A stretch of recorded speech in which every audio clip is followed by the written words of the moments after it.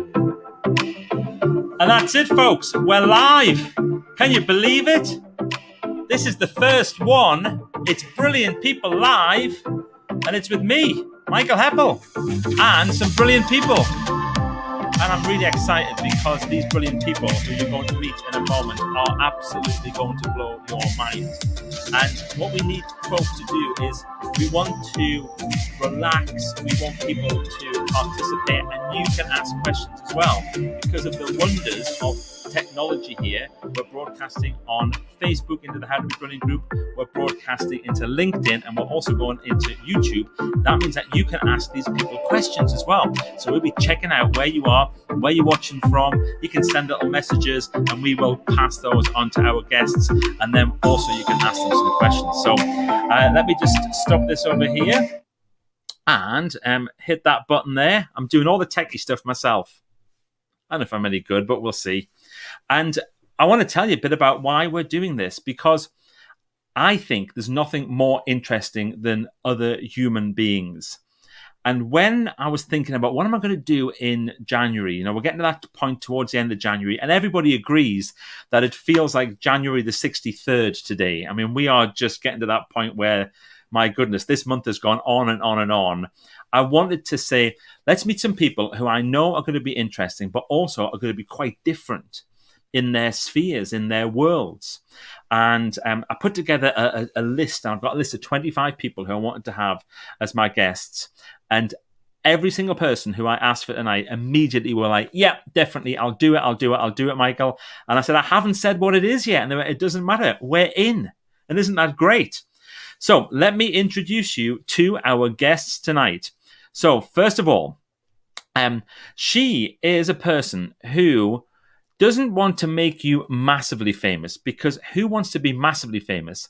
In fact, what we really want more than anything is we want to know how to be a little bit famous. So I'm going to introduce you now to the one, the only Penny Haslam. Penny, how are you this evening? Am I your first guest on your first ever show? First guest on the first ever show. How cool is that? Brilliant. You're on brand with the words. Yeah, do you feel like a fast show character sometimes, Michael? That mushy peas, brilliant. Exactly that. Ain't milk brilliant. I love it. We did a thing the other night where we had a marketing expert talking to one of our groups, and he said, do you know what? If you can own a word, then that's a real thing about a brand. And he said, and Michael, you own brilliant. I was like, oh, wow, that's great. I quite like that. I'd rather own brilliant than something else. But we're not here to talk about me. We're here to talk about you. So we're going to introduce the other guests in a moment, Penny. But just for those people who are watching for the first time, those people who have never been on LinkedIn, because if they have, they will have seen you. Tell me, what is it that you do? I like to think I own a little bit of a phrase, make yourself a little bit famous. And I do help people raise their profile. Some people don't like that phrase, and it is really boring. And the other word you can use is increase your visibility. And so I've worked really hard to help people do that, but also I've worked really hard to find a phrase that isn't so dry and boring. And so I struck upon make yourself a little bit famous, which everyone loves, and everyone sort of sighs a relief. Sigh of relief about it, because that's all right. I don't have to go too over the board then, do I? I don't have to go over the top. And basically, I have been on telly and radio. I've been on panels. I've chaired panel discussions. I've spoken. I'm a keynote speaker, a professional speaker, and I've done all of that stuff without any training. And it's been a bit of a fumble and a bit of a muddle through with, heightened nerves and adrenaline and all that. And so I'm really, really keen to help other people not have that sort of awkward, difficult experience. I've also set up my own business, and I didn't know how to talk about that when I first set up. And you learn so much as you go along. So I feel like I'm now here to learn, here to help other people and support them in raising their profile and increasing their visibility. Well, do you know what's lovely though is I love this idea of being a little bit famous, because when I first started my job as a speaker and coach and all that type of governance, I really wanted to be on the telly. That was my big thing. If I can get on the telly, and I had all these people say, "Oh, Mike, you'd be great on the telly. You should do a TV show," and I actually did a pilot was really close to getting commissioned. The chief commissioner changed to Channel 4 and we didn't get it. And you know what? I am so pleased. Yeah. Because now I know some people who are famous. I would rather be a little bit famous than really famous. Well, also, you've got to work out what do you want things for. So it is very exciting to think of being on a TV show, or I used to present on BBC Breakfast and the news channel, and it was like this seemingly glamorous job. I've done a couple of one-show features, and I love what I do now because I can speak my own script. I can speak my own words, and it's all for my power to my elbow, rather than just going, and the news is tonight we'll be talking about this, and trying not to smile or show any reaction. And I think it is great for some people, but it's a real sort of narrow market, if you like. You can't spread your wings, you can't be brilliant, you can't be a little bit famous, you can't speak your mind. When you were doing the local, when you were doing the TV stuff, and you were that local face, I guess, did you used to have people come up to you? National face, Michael. Sorry, national face. Did you have people come up to you in the supermarket and think that you were their friend? No, and they couldn't quite place you? Because I was only ever on for 5 minutes. I did the business bulletins and the business news. So I'd be stood in front of one of those big markets boards with the FTSE 100 behind me, going, the markets are up. All the markets are down, no matter what. And so people would think they'd met me maybe at a wedding. So they'd look at me and be really like, "Hi, how are you?" And I'd be like, "I'm fine. Who are you? You know, how do we know each other?" So I was never fully famous. So I suppose I was a bit famous, and what that really helped me when I left was a bit of profile as well, without being that fully famous thing. It's great. Wow. Really? Yeah. I think it's time we should bring in another guest into our conversation. I'm blowing on wine to make it look like a cup of tea. Okay, that's good. So this, so you know what? When we were talking about being famous and being stars, and I think we all like to see the odd star now and then. But what about seeing billions of stars? I want to introduce you to a man who can bring you billions of stars, literally billions of stars from billions of miles away. He is the head of Twice Brewed Stargazing, the one, the only, Mr. Will Chung. Will! Hey, Michael, how you doing? I'm brilliant. How are you? Fantastic, mate. Fantastic. Fantastic. He's just fantastic. He's not upgraded, but he can. So, Will, tell us about a life as an astronomer. Wow. Well, I mean, first of all, I have to say, when I was 7 years old, this is I think very important. When I was 7, and I find that a lot of kids, for some reason, around 7 is when, if you ask them, a lot of them, what do you want to do when you're older? And a lot of them say, I want to be an astronaut. It's always space related, and there's so much interest. So I was always fascinated by the stars, and that's all I wanted to do, was to be an astronomer. And I remember being 12 years old, going up to the school's careers advisor. And I was ready to tell her. She says, sat me down, what do you want to do when you're older? And I said, I want to be an astronomer. And she said, no. She said, I was like, what? She got a book out, and she said, look, an astronomer makes $12,000 a year. Pick something else, right? So I was devastated and decided, right, fine. I didn't realize it was all about money. So I decided to study business. And throughout this whole time, all I wanted to do was to get back into astronomy. That was my true passion. And I started volunteering at an observatory when there was an opportunity. And I was obsessed, like absolutely obsessed. So here I am now, Twice Brewed Stargazing and our observatory here, many, many, many years later from my dream. And being able to show people with telescopes just unbelievable things, and literally bringing people to tears, when they see maybe a galaxy for the first time, or Saturn's rings for the first time. And for me, I guess in a way, because I run the stargazing events, I'm continually reliving my own experience of seeing it for the first time. Honestly, I have to pinch myself. Well, here's the thing. I kind of was into looking at the stars and things, and everybody likes a nice clear night. So we need to expect. Because we've got people. I'm looking at who's tuning in. We literally have people from all over the world, which is amazing. So tell people where this amazing place is, where you can look at the stars, and why it's so good. So we are located in the Northumberland International Dark Sky Park, which is officially the most pristine skies in the whole of the UK. In fact, up until 2 years ago, we were the largest dark sky park in the whole of Europe.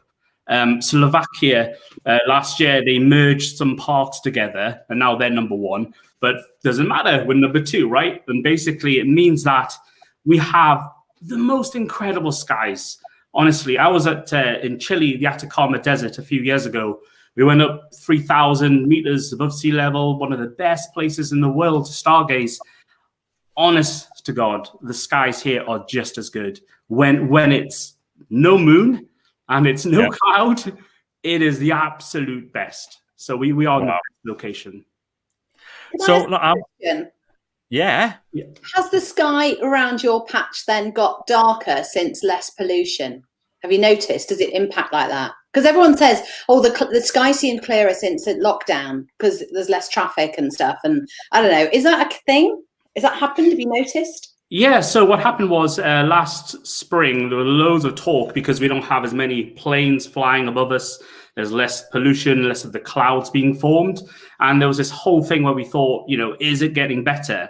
And I'm going to be honest with you. I don't know is the answer. I don't know. We're kind of maybe it's honestly, it's so much better. Like we can see so much further away, but yeah, it's, it's one of the things is what I will say is now, because I'm here all the time and during the daytime, I'll be literally outside waiting for the sun to set. And now and again, I'll see a plane and I'll be like, whoa, there's a plane. What's going on?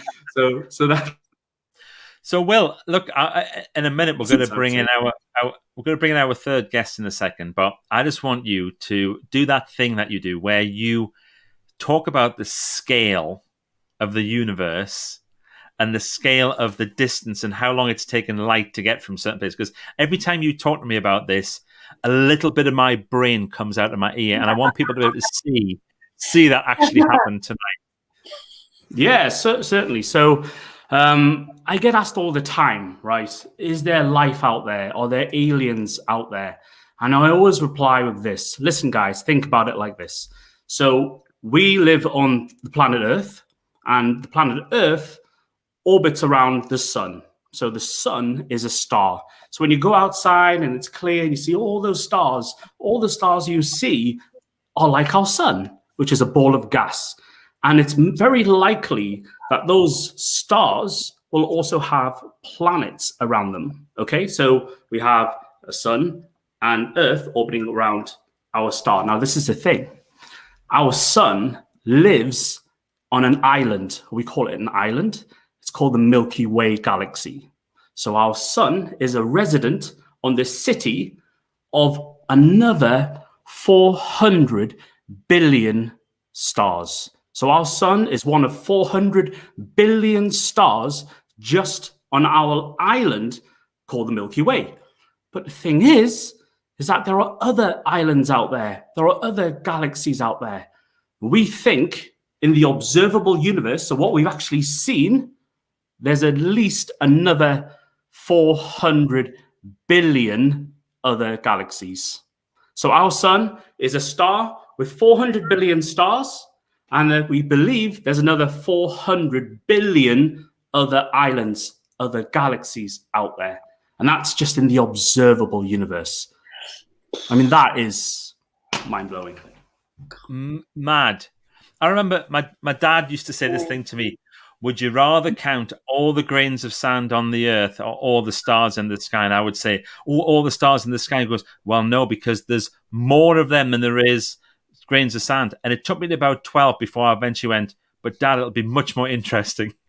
Because looking up at all the stars, there's something happening, isn't there? And then what about this thing about how long the light is taken to get to us? Because like how long from the moon and the sun and then as we get out? Absolutely. I mean, this is the thing, right? So when we go out tonight's a full moon. It's called the first full moon of the month or first full moon of the year. It's I called know. So when you see the moon, you're actually looking at the moon 1.2 seconds ago. And that's because light has a speed to it.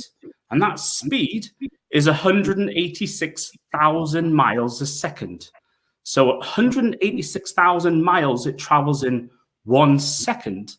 And for the moon, it's 1.2 seconds. For the sun, it's about 8 minutes. So when the sun you think it's setting or it's set, it actually set 8 minutes ago because it's taken light that long to reach us. Now, this is the thing. Remember, we were talking about these islands. So we've got the Milky Way, right? Our Milky Way, 400 billion stars. Now, our nearest island to us is called the Andromeda Galaxy. So we can actually see the Andromeda Galaxy with the naked eye. If you know where to look, you can just about see this tiny smudge, which is our neighboring galaxy. Now, I'll ask you, Michael, how long do you think it takes for the light from that galaxy, which is just our neighbor? Don't forget, there's 400 billion of them, just our neighboring galaxy. How long do you think it takes for light from that galaxy to reach us?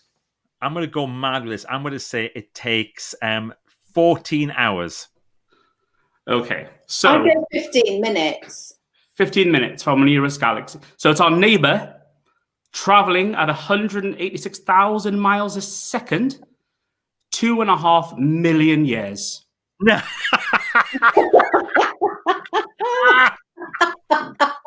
That's just our neighbor. Hey, Penny, I was closest. Yeah, well done. You win a prize. Oh, man. What TV show, Will? Why are you not like, you're far more interesting than Brian Cox. He's just so sleep-inducing, in my humble opinion. No. Well, I mean, we all have our different, styles and everything. I really like to keep it nice and simple, because I feel that it can get so complicated, astrophysics. And, I go to talks and I'm listening and people are talking about dark energy and, microgravity lensing. And some of the times I'm just sat there thinking, I have no idea what this means. But what I will say is using one of these, which is a great beginner's telescope, by the way, these scopes are great. You can start exploring the universe with them just from your back garden. And there's loads and loads and loads of people interested in astronomy ever since the lockdown. In fact, there's an explosion of interest. Absolutely. Well, look, we're going to come back to you in a moment, Will, but I'm very, very patiently in the green room. I think I can't even pretend he's had all the vodka in the green room before he comes on because he's not that type of fella. But look, I met somebody a few years ago now when I was doing a live event and he was hosting the event. And first of all, he was hilarious, so funny, so brilliant, so professional. He did an intro for me, and it was the best intro I've ever had by anybody ever. And then the more I found out about this person, I thought, wow, this is more than a host. This is a person who is an incredible human being. And I've kept him until last for a reason, because he's about to take over the room. Please welcome the one, the only, Mr. Alfie Joey. Alfie! Thank you very much. Hey, how are you? I'm all right, but then you put me on after Will, who's got the brain the size of a planet, and I've got all I can do is I can do this. Hey, that's it. That's as much as I can do. Will's got all those facts. Brilliant, Will. Do you know what, though, Alfie? See, this is so typical of you. You're so generous to other people, and I think one of the things that you do really well is you bring the very, very best out of individuals. So is this something that you do consciously or because it's your job? And we're going to come to your multiple jobs in a moment. How does it work? I think it's one of the reasons I'm, in some people's eyes, a failure.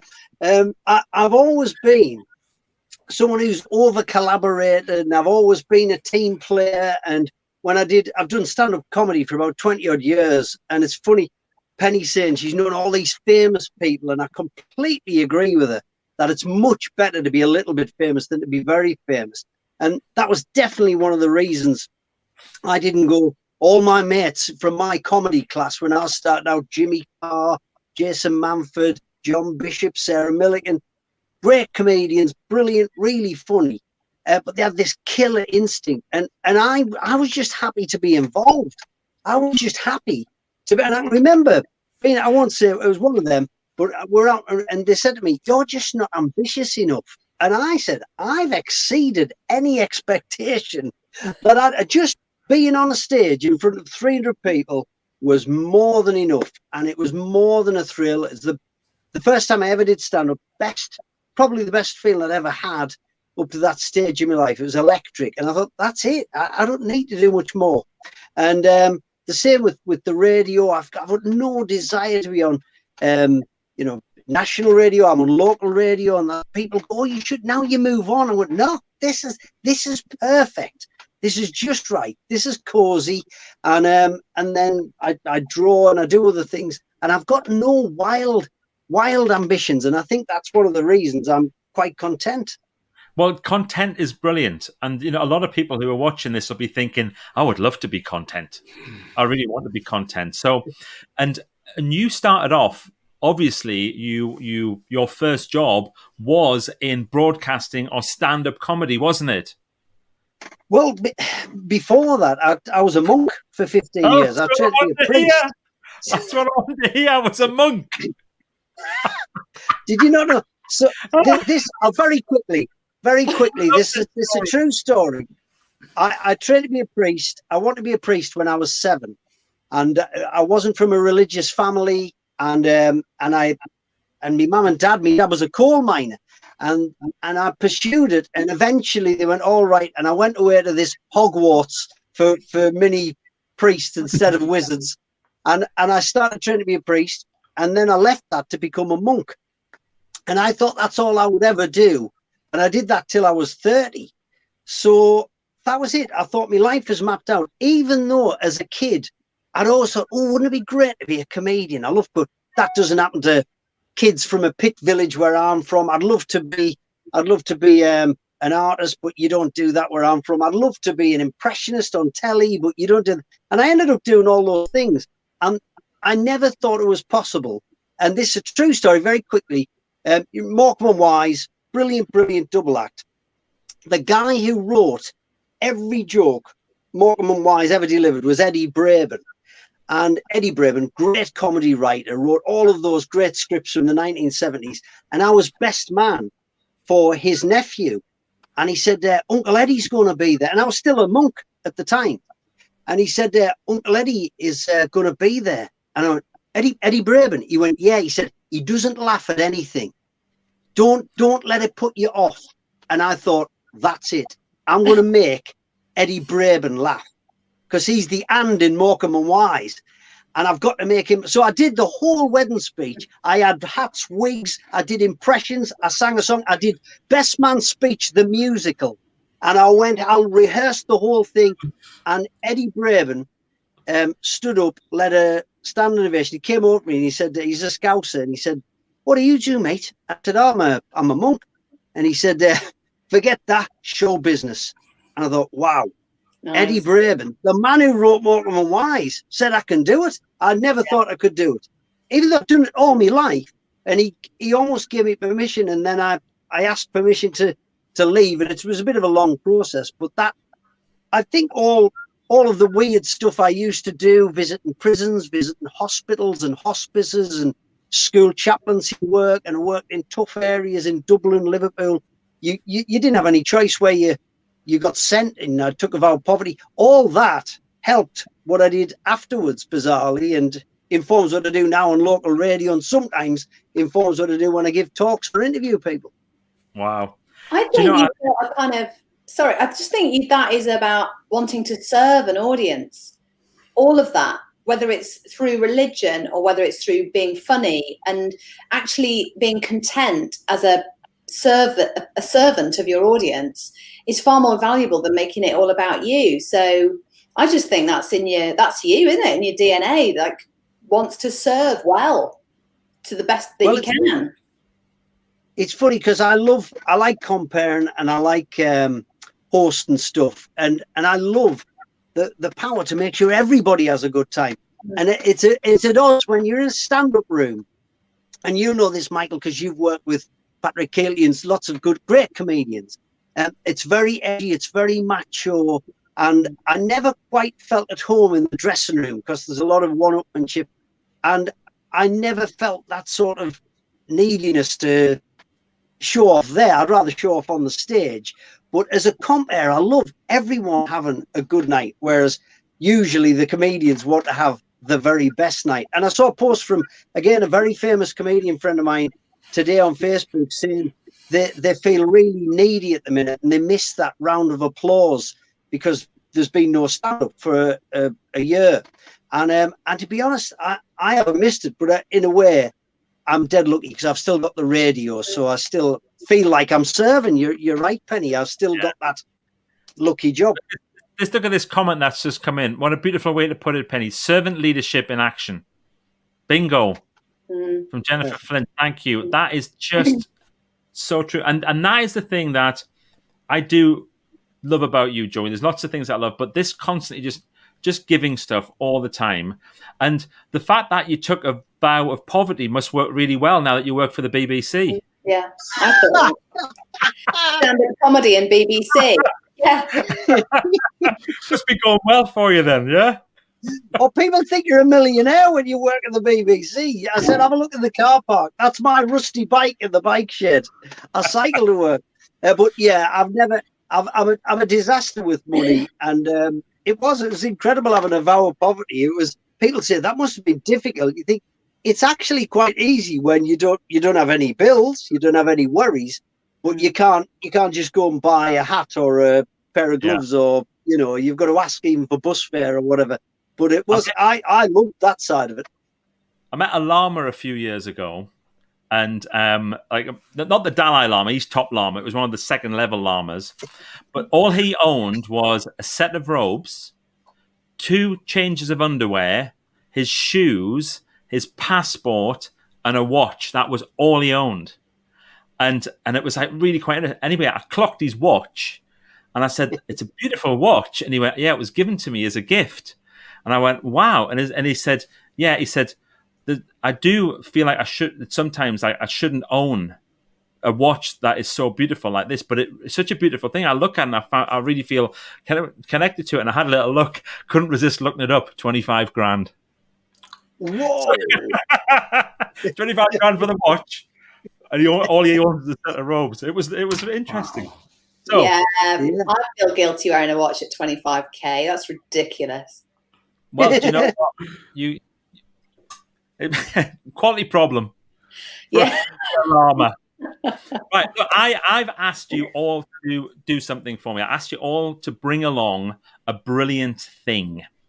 And so hopefully, if you've done as you're told, we're going to start with Penny. Penny, tell us. And what I'll do is, just for this bit, I'm just going to take Will and Alfie off the stream. Okay. Just so we can see a little bit better there. Mr. and Mrs.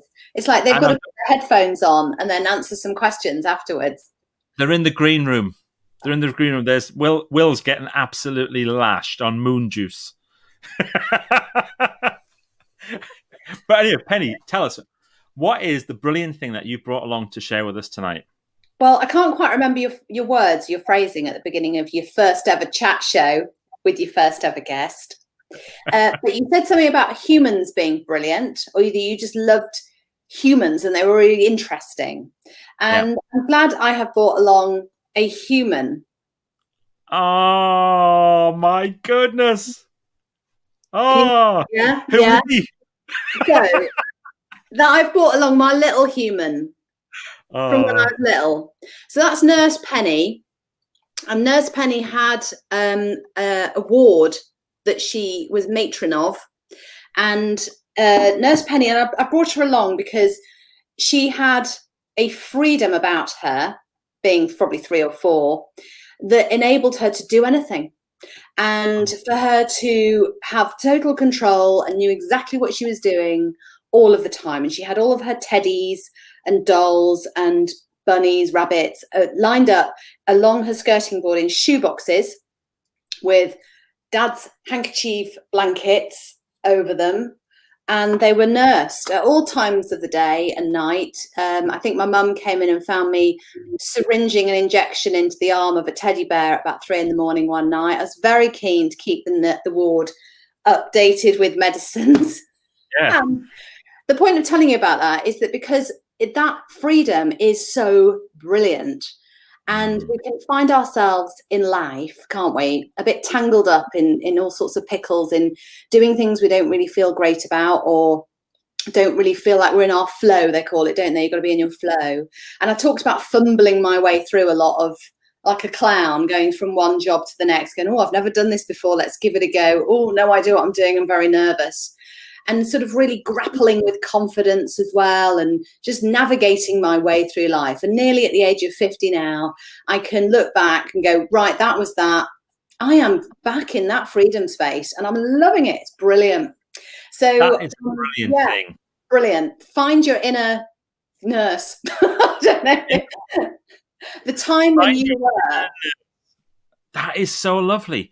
Do you know, I bet if we started to look back at that time when we did have that, we really just didn't care. What happened? It's like, in a moment, I'm going to ask Alfie about this question. Just remind me, if I forget, Penny, when Alfie comes back, I've got to ask him about what happens between 10 and 13, and he'll know what I mean. But I love that. So thank you for sharing your bit of brilliance. I'm now going to bring Will in here. So, Will, have you brought something brilliant? Yes, I have, Michael. So I'll be honest. Well, this is the thing, right? I was thinking about this very, very, it was an interesting one, wasn't it? It brings something brilliant.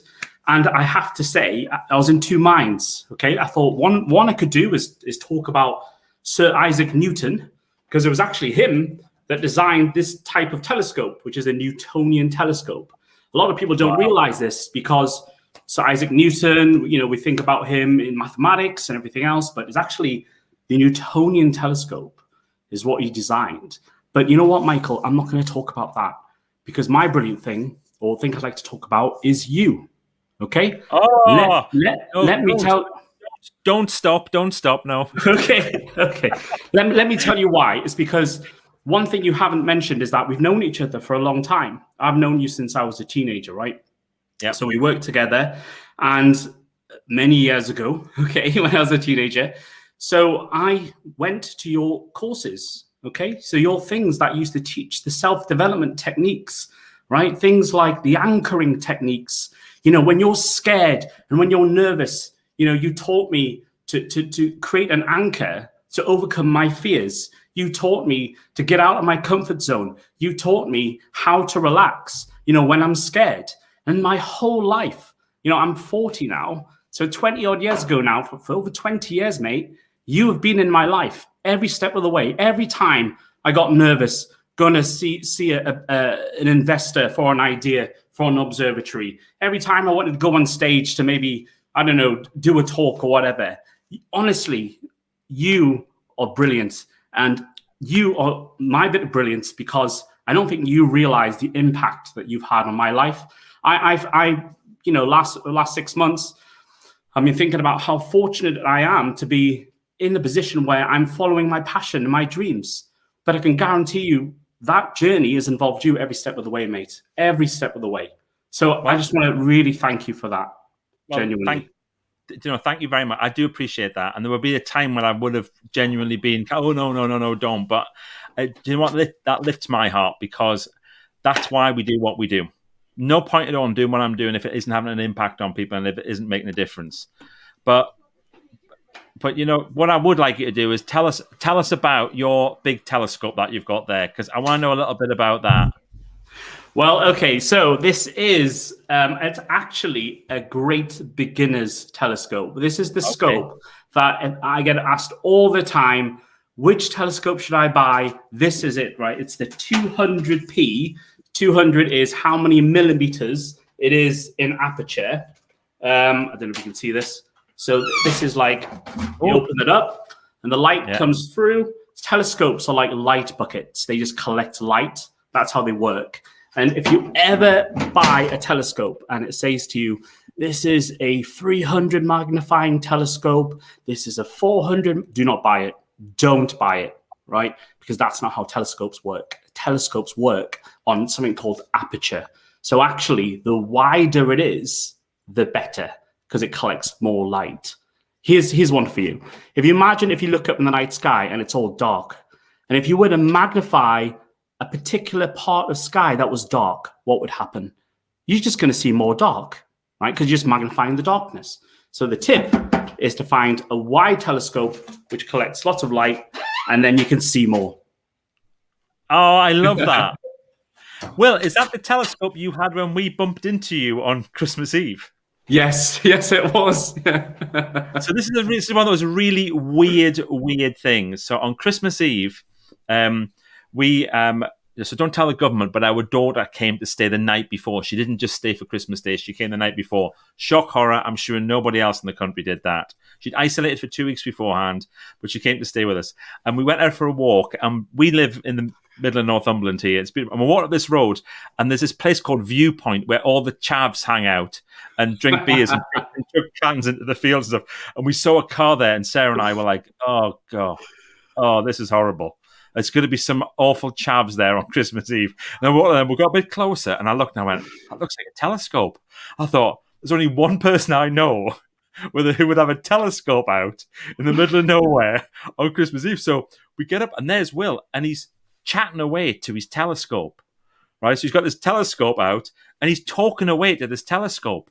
And then we went, oh, you all right, Will? Oh, how are you doing? Chat. He goes, yeah, great. Thanks very much. So, and then we talked a little bit longer, and then he goes, and right now you can see such and such, and some people have just arrived. And I'm thinking, he's telling his telescope a lot of information here. And then suddenly, Thickhead here realizes he's actually doing a live broadcast.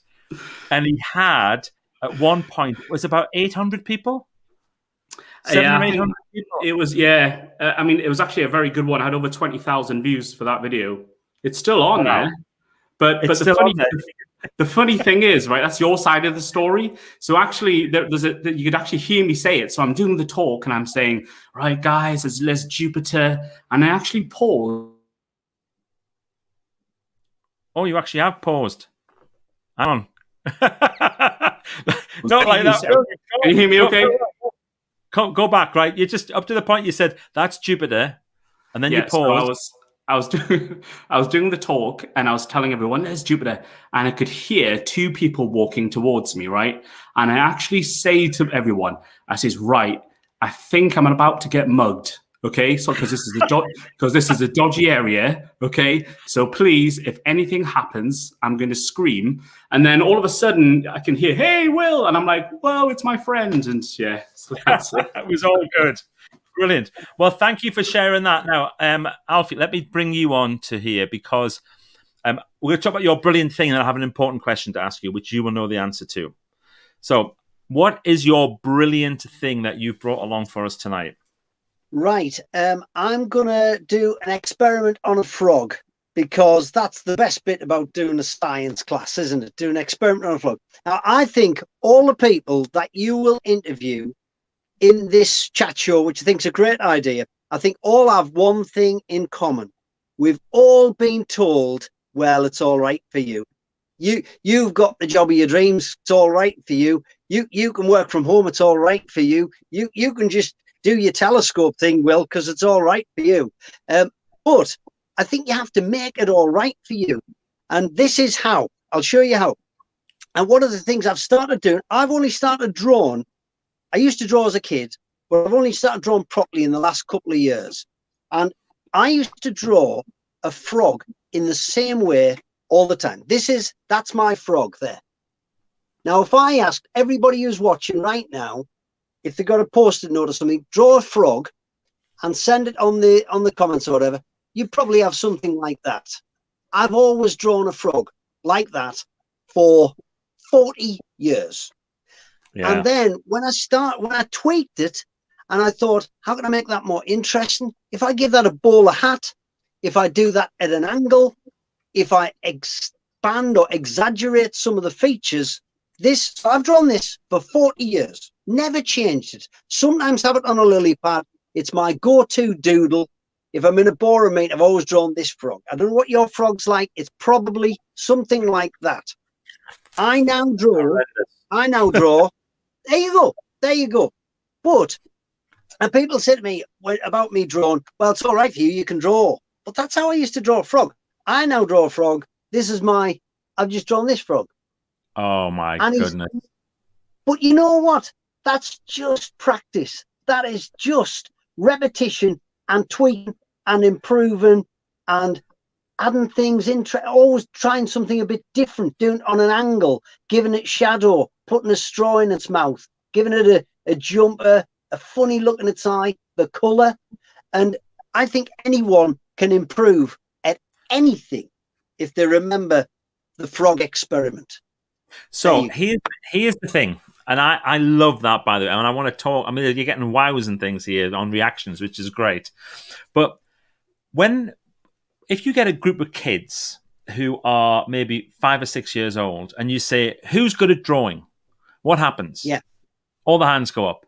You get a group of 14, 15-year-olds. Who's good at drawing? What happens then?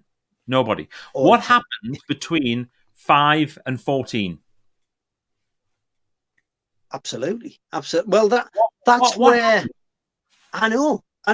We lose that joy. We lose that sort of innocence and that adventure, and never lose it. I've still got. I carry on doing people. Yeah, I thought you asked Penny, what do you do? If you'd asked me that, I would have said I pretty much do what I want, but not in a big-headed way. Just because I kept trying to do them. And I was not good at anything I've ever done when I started. You should have seen me. I remember the first radio show I did on the afternoon show at BBC Newcastle, got a text in, and a fella texted in. He said, mate, I'll give you 6 months. You're dreadful. And you know what? This is true. 10 years later, the same person sent a text in and said, you'll never remember this, but I texted you 10 years ago. And I really feel bad about that because I love your show now. And it's funny, you always remember the bad ones, but he was right. I was terrible. But I tried to get better. I regret that text to this day because I think you have come on. Michael from Northumberland. I knew it was your spelling. Yeah, that's the thing. But here, the interesting thing about so Alfie does this amazing art, and you should look up Alf Art and check him out on the social stuff. So it's Alfie Joey Art or Alf Art. Yes, Alfie Joey Art on Instagram or Alfie Joey on Twitter. Yeah, yeah, and he does this thing, and I love it so much. He just sits and draws sometimes, plays a little bit of music, and just chats about the characters that he's drawing. And he set himself this challenge every day in January to do a caricature. And then you got to check out his video because he does a thing where, but I don't know why he thought of doing this. He decides to sing about each one as he goes through them. And I'll tell you exactly why. I'll tell you why I did that. There was a game. My first ever comedy tour was with Paul Sinha, who's the guy in the white suit on The Chase. He's brilliant. Yeah. And Rob Rouse, who's another really funny comedian. And to kill the time, one of our games in the car was we would sing to that tune, Pet Shop Boys or Village People, Go West, did. But we'd sing celebrity names. And the more we had the celebrity, it just fits in. So you could go John Humphreys, Jeremy Paxman, Irving Nattrass. You just go on and on. Everybody wants to play. Alfie Joey, Michael Heppel. On it goes. So I did that with the caricatures I've drawn, and I'm finished this week. I've decided. I was doing work on New Year's Eve at the radio, and I saw a Facebook group saying caricature resolution. You draw a different caricature who they suggest every day. So I've done one every day, and honestly, I drew Harry Potter 3 months ago. I couldn't draw Harry Potter, and I drew him in 15 minutes the other day. That's just repetition. Wow, that's brilliant. So look, we've got the whole gang together now for the last 5 minutes here, which I'm really, really, I've loved this tonight, by the way. Thank you very much. And thanks for being, first of all, for saying yes, but also for being just so giving and just out there and sharing the gubbins, which is great. So Penny, we were chatting before, and you were talking about, make yourself a little bit famous. And I was like, look, the book's brilliant, by the way. She doesn't need to promote the book. I'll promote the book. It's fab, absolutely fab. But as we've all had to evolve with this new way of working and stuff online and things like that, Penny's evolved as well, and she's got a bit of an exclusive for us. Is this right? Your new program It is. It's so exclusive. It's not actually been written yet. That's good. But it has a name, and it's about really bringing the book alive for small business owners, solopreneurs, authors, entrepreneurs. You could be a startup, you could be established, because normally I work with corporates who pay a lot of money, and that's great, but I wanted to package it up in a different way for people. And I think it's that kind of element of support that Joey, you mentioned about, sometimes you can do something and give up on it because you don't think you can do it. Yeah. So I think I can be there to help support people in developing how they talk about their business and that kind of thing, and then maybe how they get a little bit famous with that. And I've done a little. Penny, people don't know. You say, "Oh, what do you do?" And then, exactly. Alfie's interviewing people on the radio, and they're desperate for great guests. They're desperate for interesting people. They want you. They want. I mean, I know that Alfie will definitely want. If there's anything about the planet, he's going to be contacting Will Chung, who's going to be talking about this. Yes.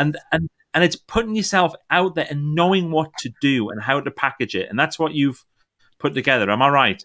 Yeah, and I'd call it a high-flown language, the language of democratizing things like media training and panel discussion access to how do you get on a panel, how do you get to speak, how do you do a good speech, how do you get customers through the door when you do these things, and then how do you make it go a little bit further. And for media, I mean, we think of it as this kind of monolith that is impenetrable and will never have a place on it, because the minute you see someone on telly, you think they're an amazing expert and you'd never get anywhere near it. But balls to that, because media needs bums on seats. It's a 24-hour job, to fill those seats, get those bums on those seats. And Joey was so grateful when people say yes to go on air. Oh, aren't you good? Brilliant, we'll get you back on the next week. And that's how it works. So I've called this new offering Bit Famous. Wait a minute. Do we need to have a bit of a build up to it? No, I don't. And if you do, I mean, ready? It's called. Here we go. Foundations of Fame for Small Business with Penny Haslam. Yay! Hang on. I'll press the wrong button. There we go. Check it out, folks. bitfamous.co.uk/FOF. Yeah, I realised that is. I don't know if that's probably an anagram, an acronym for something else. Fear of failure. F off. F off. Anyway, I will give away a copy of my book to one of the signer-uppers if you get in there before midnight. So bitfamous.co. Oh, wait a minute. Are we doing a pitch? No, I'm just saying, enjoy it. You might get a book. I would say to people, don't rely, obviously sign up for it. Don't rely on winning the book. Go out and buy the book. It's brilliant. It's absolutely fantastic. Yeah. Absolutely. So now, Will, I have a question for you. How on earth are people going to do stargazing during these strange lockdown times? What do we do? Well, are you talking about with me or in general? Well, Penny's pitching herself, so you might as well. Sorry. You said, what would you like to talk about? And I went, that's exciting. Penny, don't apologise for what you're telling us about. It's brilliant. I'm just encouraging Will to be a bit more confident. Yeah. So, okay, awesome. I have a photography page, Will with 1L Photography on Facebook. And what I do is, as you know now, I stream live with my mobile phone. I attach my mobile to the telescope and we explore the universe together. And they've been really popular. I got up to like nearly 300,000 views recently on a live. So people just love it from all over the world. And I'm just stargazing with them because it's what I would do anyway. So people can join in. But yeah, Isn't Will that cool? Photography. Will Photography. Yeah, Will Find McDonnell. Photography. Find Will Photography. And Alfie, you have obviously people can buy your art and should buy your art. But I think the thing that we really want to do more than is just get people interacting with you online. And the stuff you do on LinkedIn, the stuff you do on Insta and everywhere is beautiful. So how do people connect with you? How are they going to find you? Yes, it's basically the art website is Alf Art. Sounds like Alfart. And then and I'm Alfie Joy on all platforms. Alfie Joy on Instagram, Twitter, and LinkedIn. Come and find me. Alfart. We're going to remember Alfart. You won't forget it. F off. Penny Haslam. F off. And Will thinking he's going to get mugged because of two people walking up the lane on Christmas Eve. Let's have a look at some of the comments from people because we've had some lovely things that people have said. So we've got people saying, but I mean, they're tuning from all over the place, which is great. This is one of my favorite ones. This is Joachim. He lives look at where he lives. He lives in a place called Hell in Norway. Wow.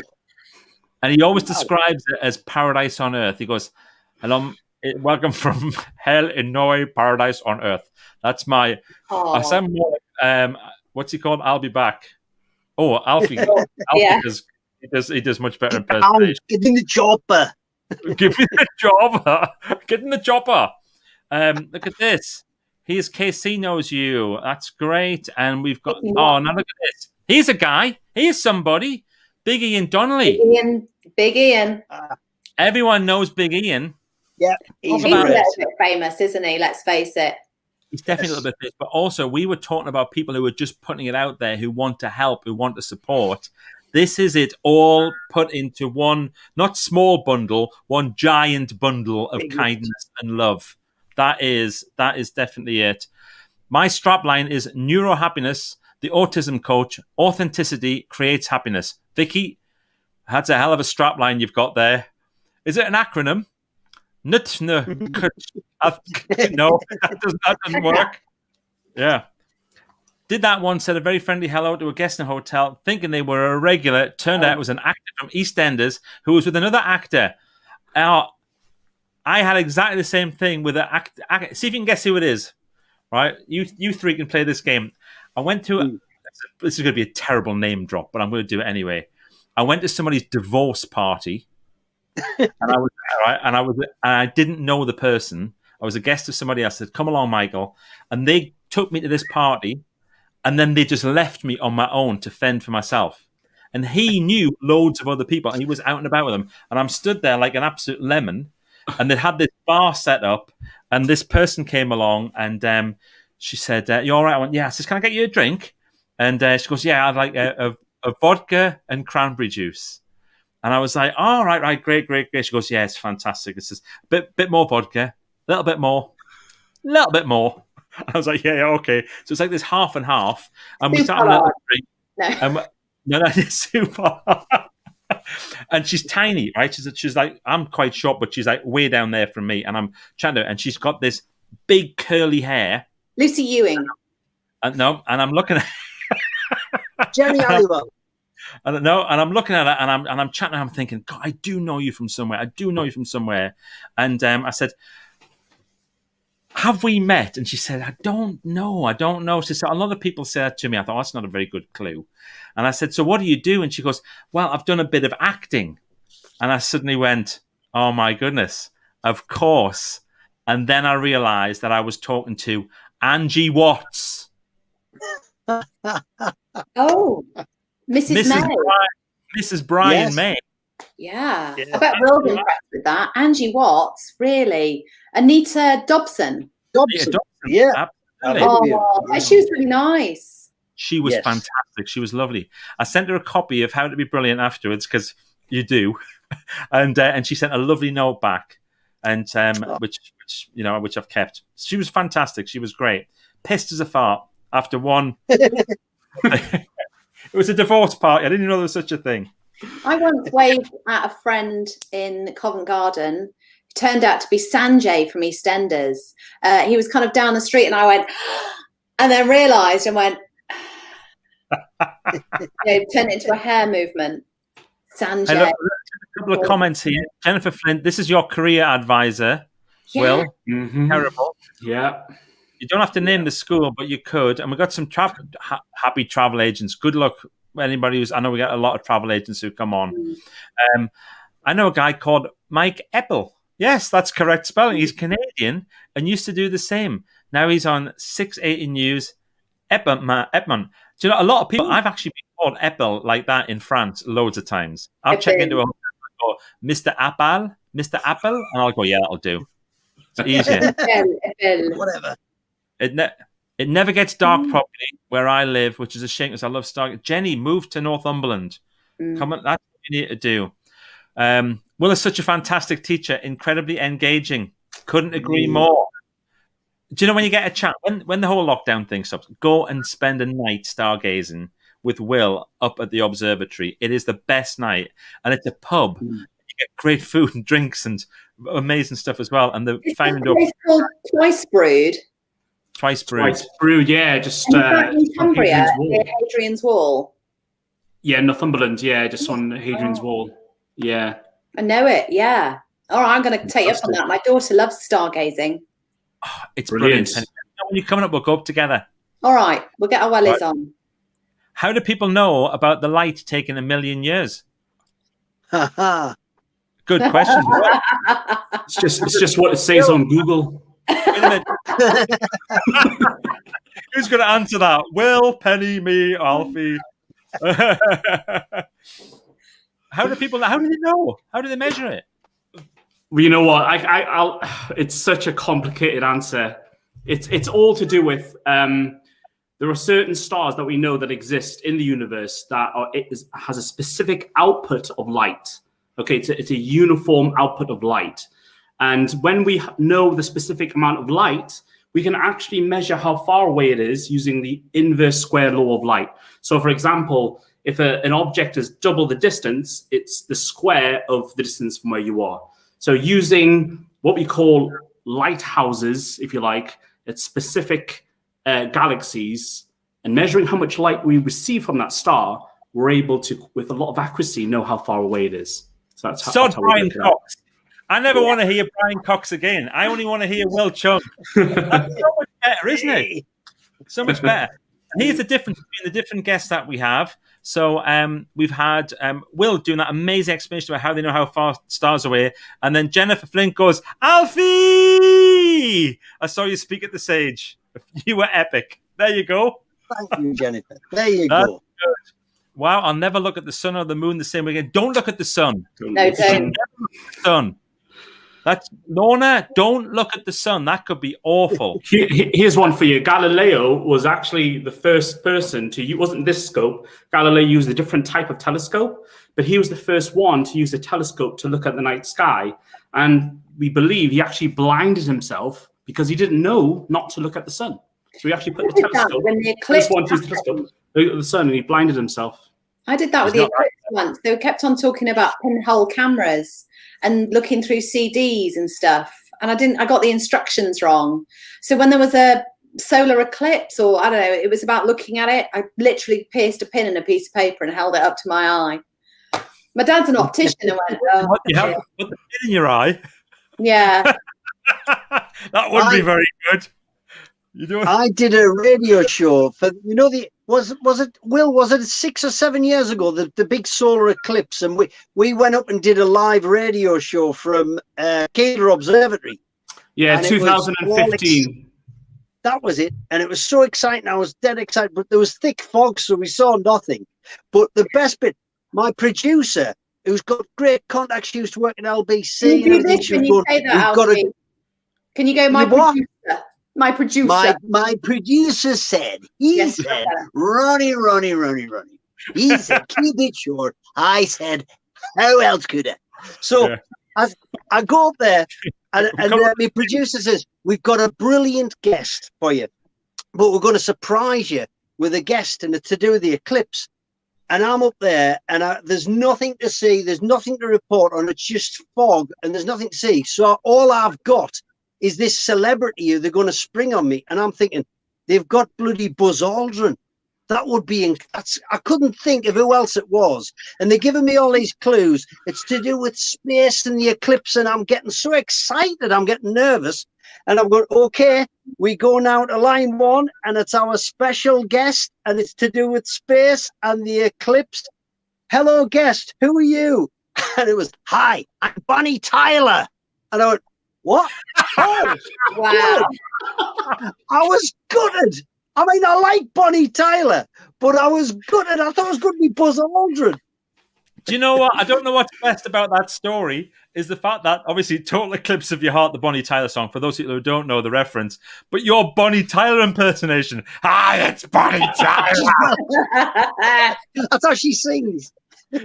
She sings what with gravel down her throat. Hi, it's Bonnie Tyler. Well, look, guys, this is meant to last for an hour, and we've gone a minute over, but that's okay because I've loved every single second. And you know, one of the most important things, we should always leave people wanting more. So this is our first Brilliant People Live. If you've enjoyed it, would you just write in the chat? Would you let other people know? Because we will be doing this again, and if Will Chung can get 300,000 people to have watched one of his lives, I'm sure we can achieve that with a Brilliant People Live. So I just want to say a huge thank you to my first guests. So the one, the only, make yourself a little bit famous. Penny Haslam, you are a superstar. People should be connecting with you. Get in touch with Penny. She's amazing. The incredible, the fascinating, the brilliant educator, and he was just too kind about me, but I will take it. My wonderful friend, Will Chung. Thank you very much indeed, Will. You've been amazing. And then finally, the incredible man of many, many talents. But the main thing that he's found is just how to be probably one of the most wonderful, warm, generous human beings you could ever meet. The brilliant Mr. Alfie Joey. Thank you very much indeed. And that's it, folks.